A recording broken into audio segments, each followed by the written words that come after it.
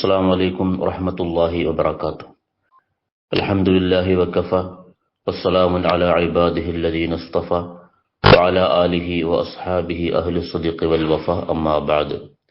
وعلى الحسن بن مالك بن الحويرث عن أبيه عن جده رضي الله عنه قال: سعد رسول الله صلى الله عليه وسلم المنبر فلما رقي عتبة قال آمين، ثم رقي أخرى فقال آمين، ثم رقي عتبة ثالثة فقال آمين، ثم قال: أتاني جبريل عليه السلام فقال: يا محمد، من أدرك رمضان فلم يغفر له فأبعده الله، فقلت آمين.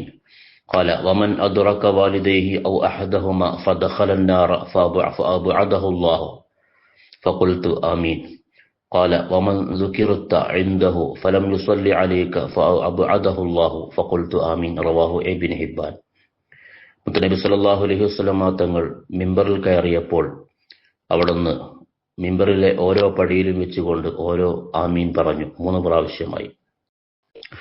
എന്നിട്ട് നബി സല്ലല്ലാഹു അലൈഹി വസല്ലം തങ്ങൾ പറഞ്ഞു: ജിബ്രീൽ അലൈഹിസ്സലാം എന്നെ സമീപിച്ചു. എന്നിട്ട് പറഞ്ഞു: യാ മുഹമ്മദ്, മൻ അദ്റക റമളാന ഫലം യുഗ്ഫർ ലഹു ഫഅബ്അദഹുല്ലാഹ്. ഒരാൾക്ക് പരിശുദ്ധ റമളാൻ വന്നടഞ്ഞു, എന്നാൽ ആ റമളാനിൽ അവന്റെ പാപങ്ങൾ പൊറുക്കപ്പെട്ടില്ല, അവന്റെ പാപങ്ങൾ പൊറുക്കാനുള്ള ശ്രമം അവന്റെ ഭാഗത്തുണ്ടായില്ല. ഫഅബ്അദഹുല്ലാഹു, അത്തരം ആളുകളെ അല്ലാഹു തന്റെ റഹ്മത്തിൽ നിന്ന് അകറ്റട്ടെ. അപ്പോൾ ഞാൻ പറഞ്ഞു ആമീൻ. ഖാൽ: വമൻ അദ്റക വാലിദൈഹി ഔ അഹദഹുമാ ഫദഖല അൻ-നാറ ഫഅബ്അദഹുല്ലാഹ്. ഒരാൾക്ക് ഉമ്മയോ ഉപ്പയോ രണ്ടുപേരുമോ എത്തിച്ചിട്ടും അവർ കാരണം സ്വർഗത്തിൽ കടക്കാൻ കഴിഞ്ഞില്ല, അവർ നരകാവകാശികളായേണ്ടി വന്നു, അവരും അള്ളാഹുവിന്റെ റഹ്മത്തിനെ തൊട്ട് അകന്നു പോകട്ടെ എന്ന് ജിബ്രീൽ അലൈഹിസ്സലാം പ്രാർത്ഥിച്ചപ്പോൾ ആമീൻ, ഞാൻ ആമീൻ പറഞ്ഞു. മൂന്നാമതായി വമൻ ദുകിറത ഇൻദഹു ഫലം യുസല്ലി അലൈക ഫഅബ്അദഹുല്ലാഹ്. നബിയെ, അങ്ങയുടെ പേര് പറയപ്പെടുകയും അത് കേൾക്കുകയും ചെയ്ത വ്യക്തി അങ്ങയുടെ മേൽ സലാത്ത് ചൊല്ലിയിട്ടില്ലെങ്കിൽ അവൻ അള്ളാഹുവിന്റെ റഹ്മത്തിനെ തൊട്ട് അകന്നു പോവട്ടെ എന്ന് ജിബ്രീൽ അലൈഹിസ്സലാം പ്രാർത്ഥിച്ചു. ഫഖുൽതു ആമീൻ, അപ്പോൾ ഞാൻ ആമീൻ പറഞ്ഞു. അപ്പോൾ പരിശുദ്ധ റമളാൻ സമാഗതമായി. ആ റമളാൻ